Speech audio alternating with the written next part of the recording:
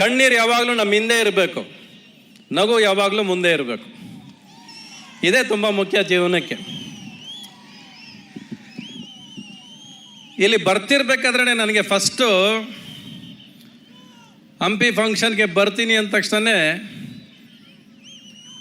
ಈ ಫಂಕ್ಷನ್ ಶುರುವಾಗಿ ನಿಮಗೆ 36-37 ವರ್ಷ ಆಗ್ತಾ ಬಂತು. ಪ್ರೇಮ್ಲೋಕ ಶುರುವಾಗಿದ್ದು 36-37 ವರ್ಷ ಆಯಿತು. ಸೊ ನನಗೂ ಇದಕ್ಕೆ 36 ಇಯರ್ಸ್ ತಗೋತು ನಾನು ಹಂಪಿಗೆ ಬರೋದಕ್ಕೆ ಇವತ್ತು. ಅಂದರೆ ಯಾವಾಗ ಬಂದಿದ್ದೀನಿ ಹಂಪಿಗೆ ಅಂದರೆ ಮತ್ತೆ ಇನ್ನೊಂದು ಪ್ರೇಮ್ಲೋಕ ಶುರು ಮಾಡಬೇಕು ಅಂತ ಕನಸು ಕಂಡಾಗ ಈ ಊರು ನನಗೆ ಕರೆಸ್ಕೊಂಡಿದ್ದೆ. ಇವಾಗ ಯಾವುದೇ ಕಾರ್ಯಕ್ರಮ ತಗೊಳ್ಳಿ, ಈ ಕಾರ್ಯಕ್ರಮ ಇಷ್ಟು ಚೆನ್ನಾಗಾಗೋದಕ್ಕೆ ಕಾರಣ ಏನು ಅಂದರೆ ನಮ್ಮ ಜಮೀರ್ ಅಹಮದ್ ಅವರು ಇದ್ದಾರಲ್ಲ, ಅವರಲ್ಲಿರೋ ಒಂದು ಒಳ್ಳೆಯ ಉದ್ದೇಶ ಚೆನ್ನಾಗಿ ಮಾಡಬೇಕನ್ನೋದು. ಅದಕ್ಕೆ ನಮ್ಮ ದಿವಾಕರ್ ಅವರ ಉತ್ಸಾಹ ಬೇಕದಕ್ಕೆ. ಅದರ ಜೊತೆ ನೀವು ಕೊಡೋ ಹುಮ್ಮಸ್ಸು ಇವತ್ತು ಈ ಉತ್ಸವ. ಯಾವ ಉತ್ಸವನೂ ಆಗೋದಿಲ್ಲ ಇಲ್ದೋದ್ರೆ, ಇವೆಲ್ಲ ಸೇರಿದ್ರೆ ಉತ್ಸವ ಆಗೋದು. ಒಂದು ಮನೇಲಿ ಒಂದು ಹಬ್ಬ ಮಾಡ್ತೀವಿ ನಾವು. ಏನಕ್ಕೆ ಹಬ್ಬ ಮಾಡಬೇಕು? ತಿಂಗಳಿಗೆ ಒಂದು ಹಬ್ಬ ಬರ್ತಾನೆ ಇರುತ್ತೆ ಮನೆಗಳಲ್ಲಿ. ಬಟ್ ಹಬ್ಬ ಮಾಡೋ ದಿವಸ ಏನಕ್ಕೆ ಅಂದರೆ ಅವತ್ತು ಒಂದು ದಿವಸ ಎಲ್ಲರೂ ಅಲಂಕಾರ ಮಾಡಿಕೊಂಡು ಮನೇಲಿ ಏನೇ ಕಷ್ಟ ಇರಲಿ ಸುಖ ಇರಲಿ ಎಲ್ಲ ಅಲಂಕಾರ ಮಾಡ್ಕೊಂಡು ನಗ್ನಗ್ತಾ ಒಂದಾಗ್ತೀವಲ್ಲ, ಅದಕ್ಕೆ ಹಬ್ಬ ಮಾಡೋದು ಯಾವಾಗಲೂ ನಾವು. ಅದು ಮನೇನ ಒಂದು ಸೇರಿಸುತ್ತೆ. ಇನ್ನೊಂದು ಸರಿ ನಾವೇನು ಮಾಡ್ತೀವಿ, ಬರ್ತ್ಡೇಗೆ, ವ್ಯಾಲೆಂಟೈನ್ಸ್ ಡೇಗೆ, ಇದಕ್ಕೆ ಫ್ರೆಂಡ್ಸ್ ಎಲ್ಲ ಸೇರೋಕ್ಕೆ ಸ್ಟಾರ್ಟ್ ಮಾಡ್ತೀವಿ. ಇದೇನೆಂದರೆ ಸ್ನೇಹಿತರೆಲ್ಲ ಒಂದಾಗೋದಕ್ಕೆ ಈ ಸಂಭ್ರಮಗಳು ನಡೆಯುತ್ತೆ. ಆದರೆ ಹಂಪಿ ಉತ್ಸವ ನಡೆಯೋದು ಊರು ಒಂದಾಗೋದಕ್ಕೆ, ನಾವೆಲ್ಲ ಒಟ್ಟಿಗಿದ್ದೀವಿ, ಒಗ್ಗಟ್ಟಾಗಿದ್ದೀವಿ ಅಂತ ತೋರಿಸ್ಕೊಳ್ಳೋದಕ್ಕೆ ನಾವು ಹಂಪಿ ಉತ್ಸವ ಮಾಡೋದು. ಇದು ತುಂಬ ಮುಖ್ಯ. ಎಲ್ಲ ಊರಲ್ಲೂ ಈ ಥರ ಉತ್ಸವಗಳು ನಡಿಬೇಕಿದು. ಈ ಹಂಪಿ ಅನ್ನೋ ಹೆಸರು, ವಿಜಯನಗರ ಅನ್ನೋ ಹೆಸರು ಸುಮ್ಮನೆ ಬಂದಿಲ್ಲ ರೀ. ಇದು ಹೆಸರು ಹೇಳಿದ ತಕ್ಷಣ ಮೈಯಲ್ಲಿ ರೋಮಾಂಚನ ಆಗುತ್ತೆ. ಇಲ್ಲಿ ಏನಕ್ಕೆ ಅಂದರೆ ಒಂದೊಂದು ಕಲ್ಲು ಒಂದೊಂದು ಸ್ವರ ಹೇಳುತ್ತೆ, ಒಂದೊಂದು ಕತೆ ಹೇಳುತ್ತೆ. ಇದರಿಂದ ಲಕ್ಷಾಂತರ ಜನ ಕೆತ್ತನೆ ಮಾಡಿಟ್ಟು ಹೋಗಿದಾರಲ್ಲ, ಈ ಉತ್ಸವ ಅವ್ರಿಗೆ ಇದು ನಾವು ಸಲ್ಲಿಸ್ತಾ ಇರೋದು. ಅವ್ರಿಗೆ ಎಷ್ಟು ವರ್ಷ ಏನು ಕೆತ್ತನೆ ಮಾಡಿರಬೇಕು, ಎಲ್ಲಿಂದನೋ ಜನ ಹುಡ್ಕೊಂಬಂದು ಹಂಪಿಯಲ್ಲಿ ಬರ್ತಾನೆ ಅಂದರೆ ಇದು ಯಾವತ್ತೋ ಯಾರೋ ಮಾಡಿಟ್ಟಿರೋದಲ್ಲ ರೀ, ಆ ಕಲಾವಿದರುಗಳು ಮಾಡಿಟ್ಟು ಹೋಗಿರೋದು. ಆ ಕಲಾವಿದರು ಮಾಡಿರೋ ಸೇವೆ ಮುಂದೆ ನಾವೆಲ್ಲ ಇಷ್ಟಿಷ್ಟೇ ಕಲಾವಿದರು, ನಾವೇನು ಮಾಡಿಲ್ಲ ಈ ಪ್ರಪಂಚಕ್ಕೆ. ಅಂಥದ್ರಲ್ಲಿ ಆ ಕಲಾವಿದರಿಗೆ ನಮನ ಕೊಡೋದಕ್ಕೆ ಇಷ್ಟು ದೂರ ಬಂದಿದ್ವಿ ನಾವು ಅಂತ ಅನಿಸುತ್ತೆ. ಇನ್ನು ನಮಗೆ ಗೊತ್ತಿರೋದೆಲ್ಲ ಸಿನಿಮಾ ಇದು ಬಿಟ್ಟರೆ ನನಗೆ ಬೇರೆ ಏನೂ ಗೊತ್ತಿಲ್ಲ ನನಗೆ. ಒಟ್ಟಲ್ಲಿ ಇಲ್ಲಿ ತುಂಬ ಜನ ಇವತ್ತು ನಾನು ಬರ್ತಿರ್ಬೇಕಾದ್ರೇ ನಮ್ಮ ಬಸನಗೌಡರು ಪಾಟೀಲು ಒಂದು ಊರಿಗೆ ಬರ್ಬೇಕಾದ್ರೆ ಗೊತ್ತಾಗುತ್ತೆ ನಮ್ಮನ್ನು ಹೆಂಗೆ ಸ್ವೀಕಾರ ಮಾಡ್ತಾರೆ, ಹೆಂಗೆ ನಮ್ಮನ್ನು ಕರ್ಕೊಂಬರ್ತಾರೆ ಅಂತ. ನನ್ನನ್ನು ಯಾರು ಮುಟ್ಲೂ ಇಲ್ಲ ರೀ. ಅಷ್ಟು ಪ್ರೀತಿಯಿಂದ ಸ್ವಾಗತ ಮಾಡಿ ನಮ್ಮನ್ನು ಕರ್ಕೊಂಬಂದು 100 ಸರಿ ಕೇಳಿದ್ರು, ಅಣ್ಣ ಎಲ್ಲ ಓಕೆನಾ. ಬಿಡಯ್ಯ, ಜನ ಫೋಟೋ ಇಡಿಸ್ಕೊಳ್ಳಿ, ಏನು ತೊಂದರೆ ಇಲ್ಲ, ನಾವು ಅಷ್ಟು ದೂರಿಂದ ಬಂದು ಅವ್ರು ಇಟ್ಕೊಳ್ಳಿ ಬಿಡಿ ಅಂತೇಳಿ ಹಂಗೆ ಅದು.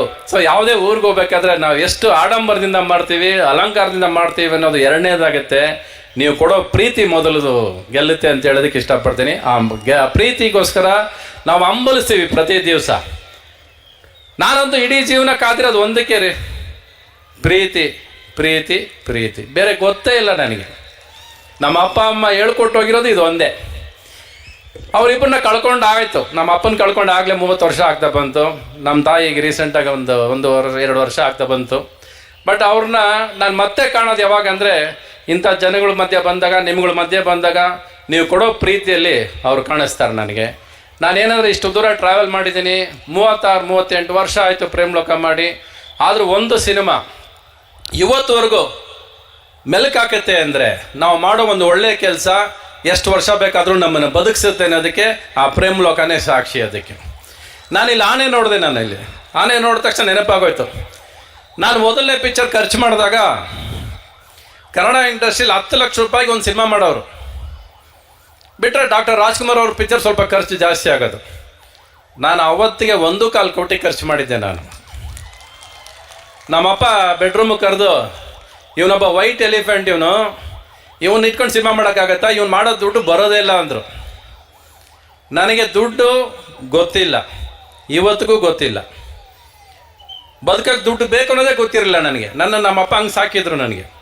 ಬಟ್ ಆ ಪಿಕ್ಚರ್ ಅವತ್ತು 1.25 ಕೋಟಿ ಅಲ್ಲ ರೀ, ಅದನ್ನೆಲ್ಲೋ ದಾಟ್ಕೊಂಡು ಕರ್ಕೊಂಡು ಹೋಯ್ತದು. ಅದು ನೀವೇ ಕಾರಣ. ಸೊ ಈ ಥರ ಒಂದೊಂದು ಮೆಟ್ಲು ಹತ್ತಬೇಕಾದ್ರೆ ಪ್ರತಿ ಸಾರಿ ಎಲ್ಲರೂ ಹೇಳ್ತಾರೆ ನಿಮ್ಮ ಗೆಲುವು ಏನು ಅಂತ. ನನ್ನ ಗೆಲುವು ನನ್ನ ಹತ್ರ ಇಲ್ಲವೇ ಇಲ್ಲ ರೀ. ಅದು ನನ್ನ ಗೆಲುವು, ನನ್ನ ಸೋಲು ಅದು ನಿಮ್ಮ ಕೈಲಿದೆ, ಅದು ನಿಮಗೆ ಬಿಟ್ಟಿದ್ದು. ಮೊನ್ನೆ ನಮ್ಮ ಶೋಲಿ ನಮ್ಮ ಅರುಣ್ ಸಾಗರ್ ಹೇಳ್ತಾರೆ ಒಂದು ಶೋಲಿ, ನಮ್ಮ ಯಜಮಾನ್ರು ಸೋಲ್ತಾರೆ ಅವಾಗ ಗೆಲ್ತಾರೆ ನೋಡಲ್ವಾ ನೀವು ಅಂತ ಹೇಳಿದ್ರು. ನಾನು ಸೋತೆ ಇಲ್ಲ, ನಾನು ಒಪ್ಪೋದು ಇಲ್ಲ ಸೋತೆ ಅಂತ. ನಾನು ಅನ್ಕೊಂಡಾಗ ಸಿನಿಮಾ ಮಾಡಬೇಕು ಅನ್ನೋದು ನನ್ನ ಆಸೆ. ನೀವು ನೋಡಲಿಲ್ಲ ಅನ್ನೋದು ದುಃಖ ಆಗುತ್ತೆ. ಬಟ್ ನೋಡಲಿಲ್ಲ ಅಂತ ನಾನು ಅದನ್ನು ಬಿಟ್ಕೊಡೋಕೆ ರೆಡಿ ಇಲ್ಲ. ನಾನು ದುಡ್ಡು ಮಾಡದೇ ಇರ್ಬೋದು ಸಿನಿಮಾ, ಪ್ರತಿ ಸಿನಿಮಾನು ದುಡ್ಡು ಮಾಡಬೇಕು ಅನ್ನೋದೇ ಮುಖ್ಯ ಅಲ್ಲ. ಒಂದು ಗೆಲುವನ್ನ ದುಡ್ಡಿಂದ ಲೆಕ್ಕ ಹಾಕೋದೇ ತಪ್ಪು. ಅಂದ್ಕೊಂಡಾಗ ಸಿನಿಮಾ ಮಾಡಿದೆ ಅನ್ನಲ್ಲ ನಾನು, ಅದು ನನಗೆ ಗೆಲುವು ನನಗೆ. ಬಟ್ ನಿಮಗೆ ಇಷ್ಟ ಆಗುವಂಥ ಸಿನಿಮಾ ಮಾಡೋದಕ್ಕೆ 1 ವರ್ಷ ಸುಮ್ಮನೆ ಕೂತಿದ್ದೀನಿ ನಾನು. ಎಲ್ಲರೂ ಅಂದ್ಕೊಂಡ್ರು ಸುಮ್ಮನೆ ಕೂತಿದ್ದೀನಿ ಅಂತ. ಸುಮ್ಮನೆ ಕೂತಿಲ್ಲ ರೀ. ಮತ್ತೆ ಪ್ರೇಮ್ ಲೋಕ ಕಟ್ಕೊಡ್ತೀನಿ ನಿಮಗೆ. ಮತ್ತೆ ಮನೆಯಲ್ಲಿ ಹಾಡು ಮೆಲ್ಕ್ ಹಾಕ್ಬೇಕು ನೀವು.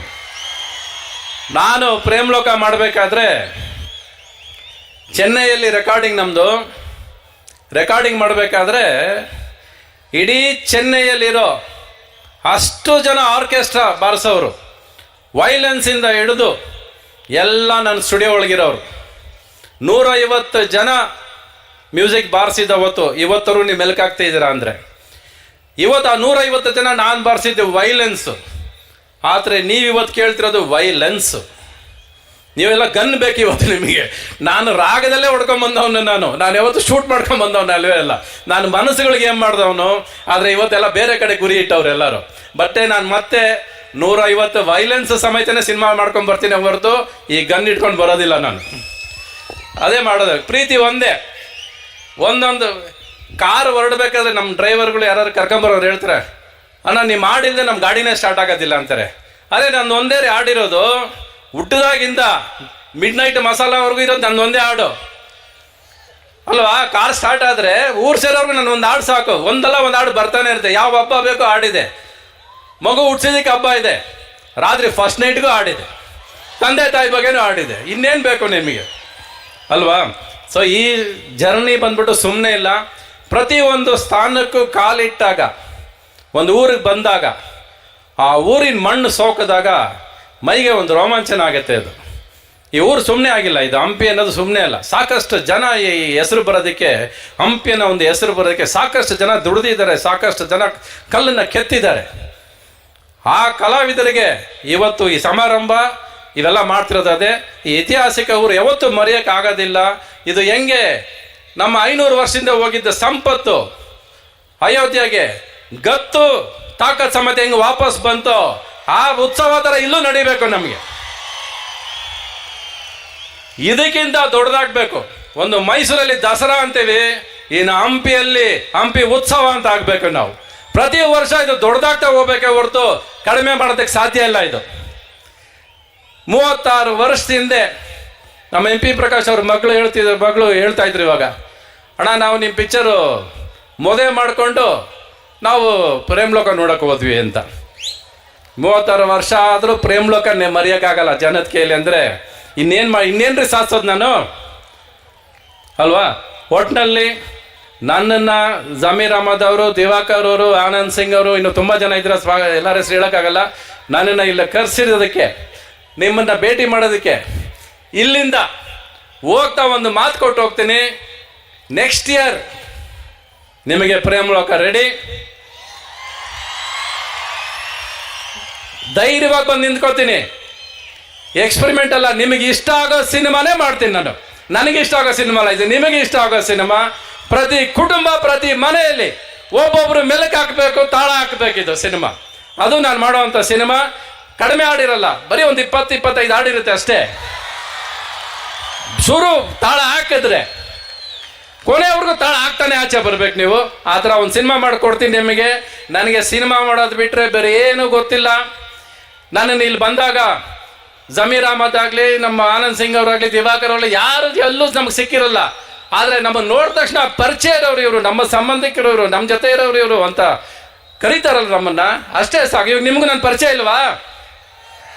ನಿಮ್ಮ ಜೊತೆಯಲ್ಲಿ ಹುಟ್ಟದೇ ಇರ್ಬೋದು, ಬಟ್ ಪರದೆಯಲ್ಲಿ ನಿಮ್ಮ ಜೊತೆಲೇ ಇದ್ದೀನಿ ನಾನು. ಅದು ತುಂಬ ಮುಖ್ಯ.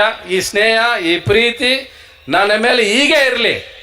ನಾನು ಎಷ್ಟು ದುಡ್ಡು ಹೋಗ್ಲಿ, ದುಡ್ಡು ಬರಲಿ, ಸಿನಿಮಾ ಬಿಟ್ಟರೆ ಬೇರೆ ಏನು ಮಾಡೋಕ್ಕೆ ಬರೋದು ಇಲ್ಲ, ಬೇರೆ ಮಾಡೋದು ಇಲ್ಲ ಇಂತ ಹೇಳ್ತಾ, ಈ ಜಮೀರ್ ಅಹಮದ್ ಅವರು ಯಾವಾಗಲೂ ಒಂದು ತಲೆಯಲ್ಲಿ ಇಟ್ಕೊಳ್ರಿ. ಅವ್ರು ಮಾತಾಡೋದು ಕೇಳಿಸಿದ್ದೀರಲ್ಲ ನಿಮಗೆ, ತದ್ಕ ಪುದ್ಕ ಅಂತ ಮಾತಾಡ್ತಾರೆ ಅಲ್ವಾ? ಬಟ್ ಆದರೆ ಅವ್ರು ಹೇಳೋದನ್ನ ಒಪ್ಪಿಸ್ತಾರೆ. ಏನು ಹೇಳ್ಬೇಕು ಅಂತಿದ್ದಾರೋ ಅದನ್ನ ಪಟ್ ಅಂತ ಬಿಡ್ತಾರೆ ಅವರು. ಸೊ ಭಾಷೆ ಎಲ್ಲ ಮುಖ್ಯ, ನಾನು ಹೇಳಿದ್ದು ಮುಖ್ಯ, ನಾನು ಹೇಳ್ಬೇಕಾಗಿದ್ದು ಮುಖ್ಯ. ನನಗೆ ಭಾಷೆ ಬರಲಿಲ್ಲ ಅಂತ ಒಳಗಿಟ್ಕೊಳ್ಳಿಲ್ಲ ಅವರು. ಮನಸ್ಫೂರ್ತಿ ಮಾಡ್ತಾರೆ, ಮನಸ್ಫೂರ್ತಿಯಿಂದ ಕೆಲಸ ಮಾಡ್ತಾರೆ. ಎಲ್ಲಿ ಸಿಕ್ಕಿದ್ರು, ಯಾವಾಗ ಸಿಕ್ಕಿದ್ರು ಇದೇ ಥರ ನಗ್ತಾರೆ. ಒಳ್ಳೆ ಗುಣ ಇದೆ. ಈ ಗುಣ ಹೀಗೆ ಇರಲಿ ಸರ್ ನಿಮ್ಮದು. ಸರ್ ನಿಮ್ಮ ಬಗ್ಗೆ ಮಾತಾಡ್ತಾರೆ, ಪೇಪರ್ ಓದ್ಕೊಂಡು ಟೈಮ್ ವೇಸ್ಟ್ ಮಾಡ್ತಿರಲ್ರಿ ನೀವು. ವೇಸ್ಟ್ ಆಯ್ತಲ್ರಿ ಭಾಷಣ ಮಾಡಿದ್ದು. ನೋಡಿ ಅವ್ರ ಬಗ್ಗೆ ಮಾತಾಡೋದು ಹಿಂಗೆ, ನಮ್ಮ ಮಾತುಗಳು ಬೆಲೆ ಇಲ್ಲ ಅಲ್ವಾ? ಕೇಳಿಸ್ಕೊಂಡ್ರಾ? ಓಕೆ ಆಯಿತು, ಚಲೋ ನಾವು ಮಾಡ್ತೀವಿ. ಓಕೆ ಚಲೋ, ಎಲ್ಲ ಖುಷಿ ಆಯ್ತು ನಿಮ್ಮನ್ನು ನೋಡಿದ್ದು. ಮತ್ತೆ ಪ್ರೇಮ್ ಲೋಕ ಬಂದಾಗ ಮತ್ತೆ ನೆಕ್ಸ್ಟ್ ಉತ್ಸವಕ್ಕೆ ಬಂದು ನಿಮ್ಮನ್ನು ಭೇಟಿ ಮಾಡ್ತೀನಿ ರೀ ನಾನು. ಅಪ್ಪ, ಪ್ರೇಮ ಲೋಕ ಮತ್ತೊಮ್ಮೆ ಬರ್ತಾ ಇದೆ. ಒಂದು ವರ್ಷದಲ್ಲಿ ನಾವಂತೂ ಕಾದಿರ್ತೀವಪ್ಪ. ಇದಕ್ಕೋಸ್ಕರ ನಾವು ಅವ್ರನ್ನ ಕ್ರೇಜಿ ಸ್ಟಾರ್ ಅಂತ ಹೆಸರಿಟ್ಟಿರೋದು. ಸೊ ಮುಂದೆ ಹೋಗೋಣ. ಈಗ ಅದ್ಭುತವಾದ, ಅವರಂತೂ ನಗ್ತಾನೆ ಇರ್ತಾರಪ್ಪ, ನಗುಮುಖದ